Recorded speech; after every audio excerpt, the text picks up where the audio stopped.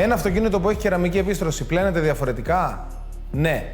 Έλα να σου δείξω το σωστό τρόπο. Ένα αυτοκίνητο το οποίο κινείται επί καθημερινής βάσεως έξω στους δρόμους, ταλαιπωρείται από λασποβροχή και από διάφορα καιρικά φαινόμενα, μαζεύει traffic film, κουτσουλιές, γενικότερα διάφορους ρήπους από το περιβάλλον. Έτσι, για να πλύνουμε σωστά το αυτοκίνητό μας και να διατηρήσουμε την υδροφοβία του σε άψογο επίπεδο, πρέπει να χρησιμοποιήσουμε κάποια συγκεκριμένα προϊόντα με τη σωστή σειρά τους και το αμάξι θα είναι τέλειο. Έτσι, αν έχεις την ευχέρεια να πλύνεις το αυτοκίνητό σου μόνος σου, θα δουλέψεις με αφροποιητή ή foam gun και θα χρησιμοποιήσεις την πρόκληση της Koch, το VB, για να κατεβάσεις το traffic film και τους οργανικούς ρήπους. Όπως και αν έχει μαζέψει στο μουράκι, μυγαράκια και γενικότερα έντομα. Αυτό θα σε βοηθήσει να τα κατεβάσεις όλα από το πρώτο στάδιο πλυσίματος. Έπειτα ξεπλένεις καλά το foam gun σου και περνάς στο επόμενο στάδιο, πάλι ανέπαφο, δουλεύοντας της Koch Chemi το RS, το οποίο είναι ένα όξινο σαμπουάν και αυτό θα σε βοηθήσει να ξεμπουκώσεις πλήρως την κεραμική επίστρωση, κατεβάζοντας όλα τα ανόργανα λιπίδια. Τρίτο και πρώτο τελευταίο στάδιο. Αυτή τη φορά δουλεύεις με κουβά και πλέγμα και ένα ποιοτικό γαντάκι μικροϊνών. Χρησιμοποιείς